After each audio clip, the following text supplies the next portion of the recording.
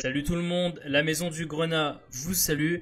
On va parler aujourd'hui de deux arrivées assez importantes pour le FC Metz, puisque c'est les deux premières arrivées dans ce mercato, à savoir Fabien Santonze et Manuel Kabi.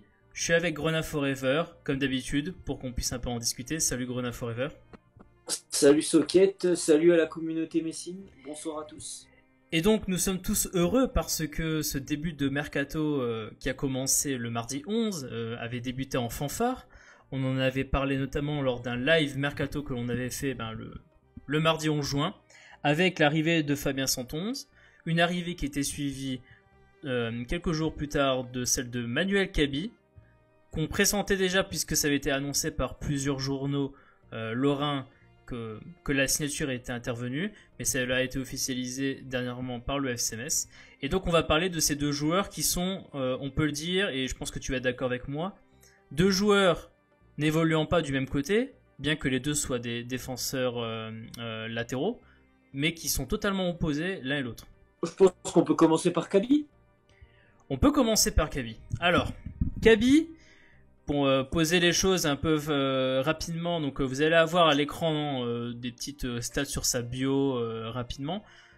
Manuel Kabi qui est à l'AC Ajaccio depuis 2016, donc c'est quelqu'un qui est passé très tardivement professionnel.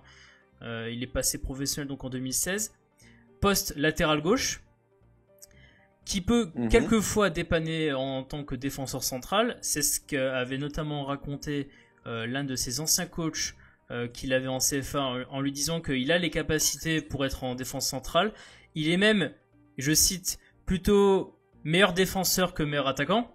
Et donc il disait que c'était pour ça que justement il voyait que son profil était un très beau complément avec Thomas Delaine.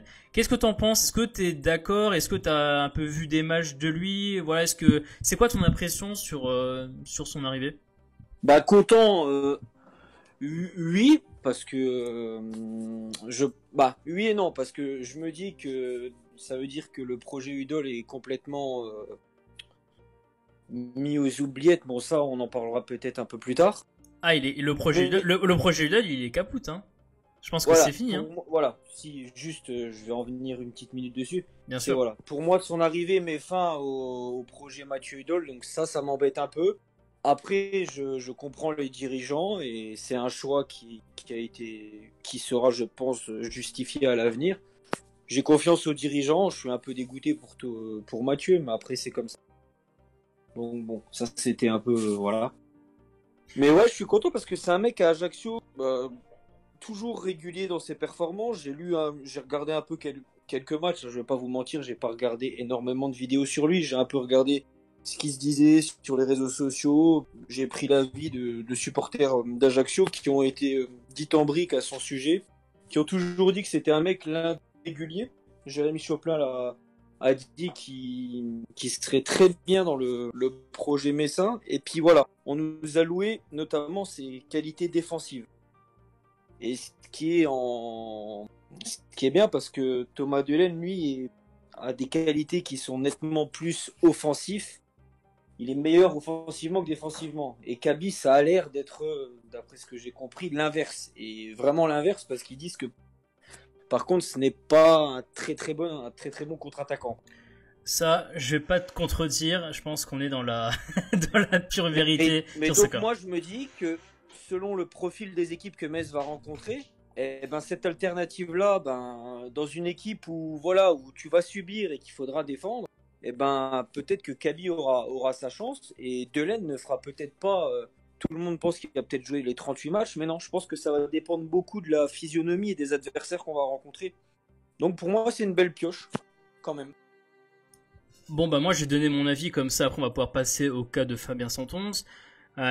Alors moi j'ai fait l'inverse de toi, j'ai d'abord cherché à regarder beaucoup de matchs de l'AC Ajaccio, en ayant un énorme focus sur Manuel Kabi, avant de lire un peu tout ce qui se disait autour, pour faire un peu mon opinion sur le joueur. Alors, effectivement, c'est le total opposé de Thomas Delaine. C'est un latéral qui va beaucoup suivre son vis-à-vis. Et donc, ce qui fait qu'il va moins avoir tendance à monter, et je peux même dire qu'il va quasiment pas monter du tout durant un match.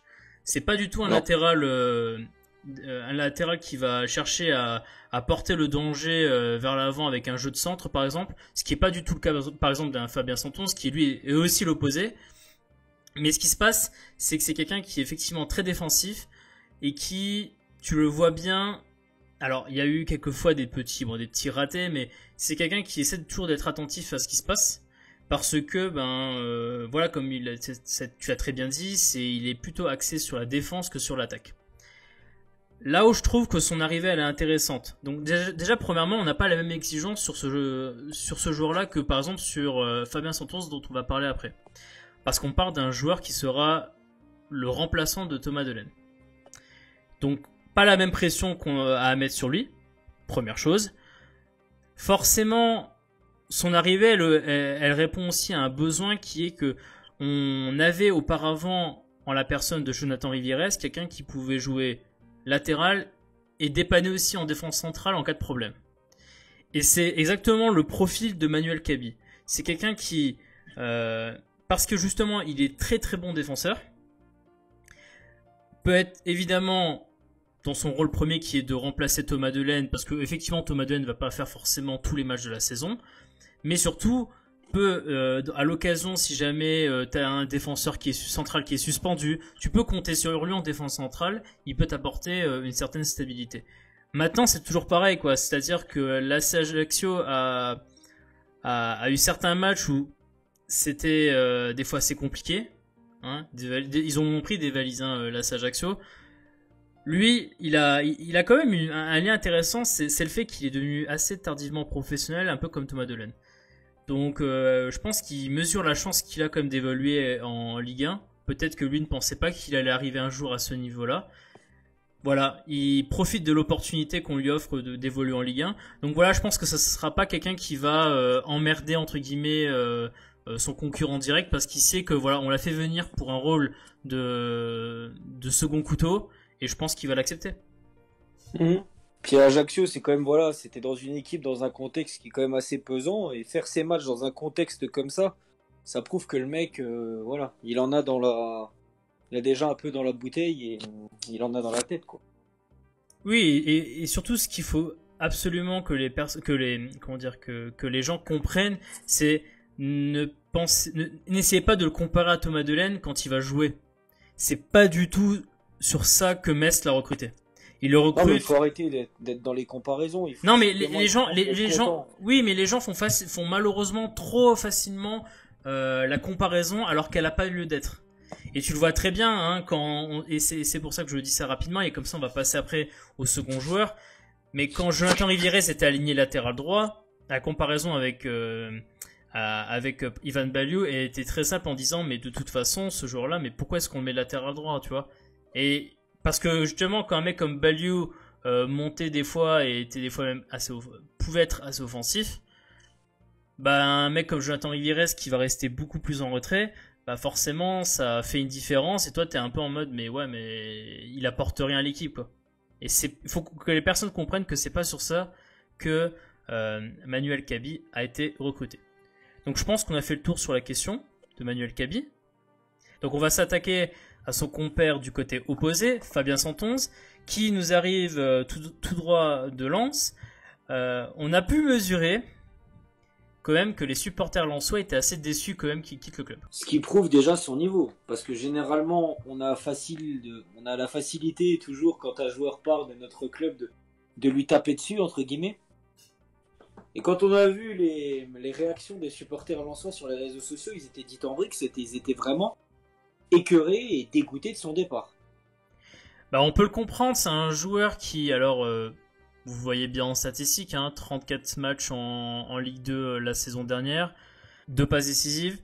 C'est un joueur qui, beaucoup de gens l'ont comparé en disant que c'était Thomas Delaine mais côté droit, et il se ressemble un peu parce que ces deux joueurs Thomas Delaine et Fabien Santonze, c'est deux joueurs qui sont très offensifs, qui aime bien monter, qui aime bien contribuer à l'effort offensif de l'équipe.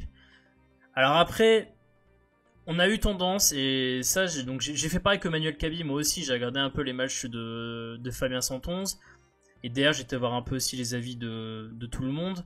C'est vrai qu'il a des fois, il a tendance un peu, tellement contribué au dernier geste de son équipe lors des actions offensives. Ce qui est... alors tu sais pas si c'est ce qu'il a besoin encore de passer un cran ou est-ce que c'est juste la situation à Lens qui était comme ça.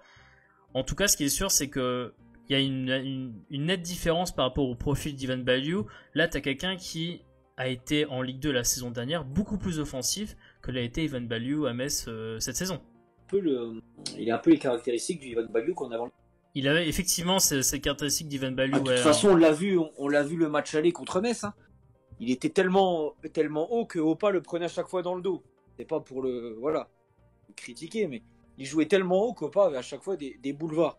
Mais on a vu qu'il était, il avait quand même une sacrée pointe de vitesse parce qu'Opa il l'avait pris 2-3 fois, mais Santonze était resté quand même sur ses fesses. Donc son arrivée a 2 conséquences pour moi importantes et tu vas me dire si je me trompe et même apporter des précisions là-dessus. La première conséquence importante, c'est le fait que désormais au FC Metz, l'ambition n'est plus de baser tout le jeu offensif sur le côté gauche, comme c'était le cas cette saison, la saison 2018-2019, où le fait que Thomas Delaine était très offensif et que Ivan Baliou l'était moins, le jeu du FC Metz penchait très largement côté gauche. Et autant en Ligue 2, l'aspect tactique prend peut-être moins le pas sur les individualités des joueurs, tu vois.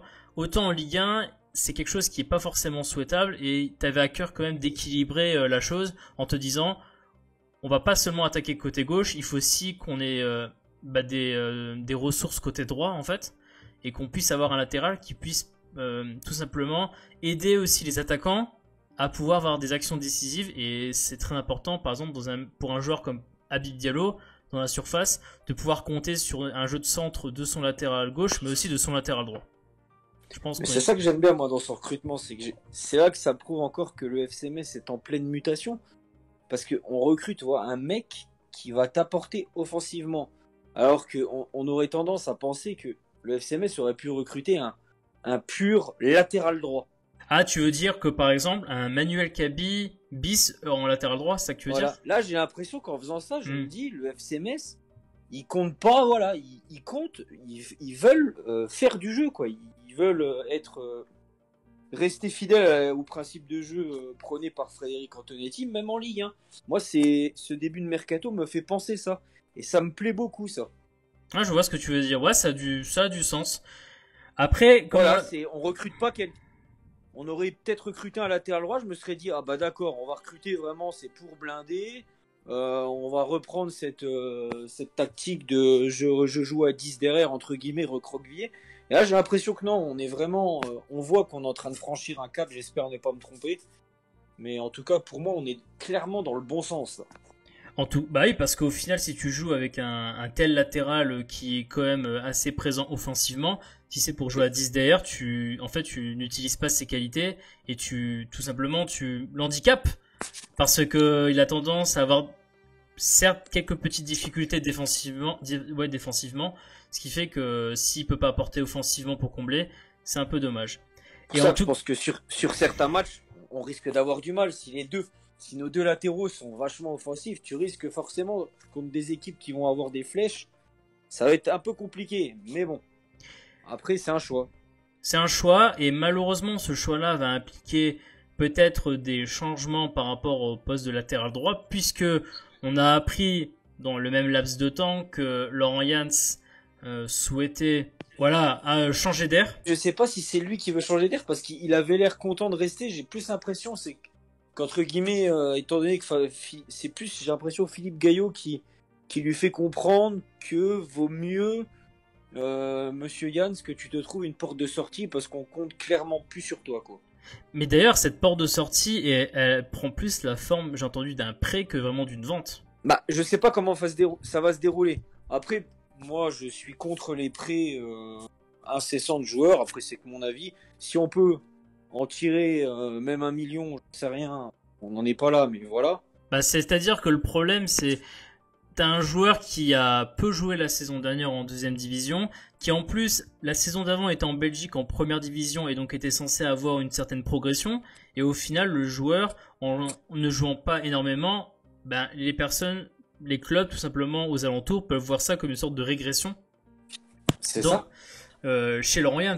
Donc pour lui c'est clair que, et on en avait parlé, tu t'en souviens très très bien dans une vidéo, notamment je crois c'était celle du débrief du match entre Metz et Brest, en disant que bah ouais il se donnait à fond, et on disait bah il se donne à fond, c'est que peut-être qu'il espère encore quand même l'année prochaine voir le club tout simplement compter sur lui.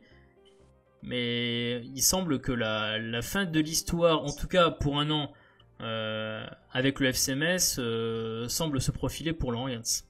Donc, faudra recruter un autre latéral droit, ou alors il faudra prendre un risque. compte vraiment sur Monsieur Vincent Collet. Monsieur Vincent Collet, c'est peut-être la surprise. Alors, les supporters vont pas être contents, mais peut-être que c'est la surprise que nous réserve.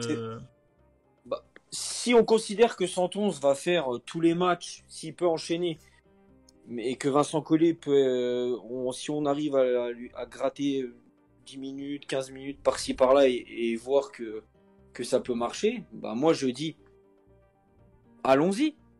Frédéric Antonetti a ce projet de développer les jeunes. Bah, c'est peut-être sur des postes comme ça, d'un numéro 2 qu'on peut faire monter. Bah, je me dis, plutôt que d'aller chercher un mec qui sera peut-être réticent à être numéro 2 en Ligue 1, bah, autant jouer la carte jeune. Pourquoi pas? Mais ça va être un sujet assez compliqué. D'ailleurs, le mercato ne fait que débuter. On peut déjà vous prévenir que nous, on fera, comme on l'a fait pour le live sur le début du mercato, bah, on fera un live le jour de la fin du mercato pour faire un bilan. Le 2 septembre, voilà, pour faire un bilan global du mercato du FC Metz. D'ici là, si vous êtes resté jusqu'à la fin de cette vidéo-là, on vous remercie. Vous pouvez évidemment cliquer sur le bouton abonner qui se situe, alors en bas à droite, il y a un petit logo abonné, ou sinon directement en dessous de la vidéo. Et si vous avez des commentaires aussi sur cette vidéo, allez-y, lâchez-vous, il n'y a pas de souci. Et on vous dit à la prochaine. À la prochaine.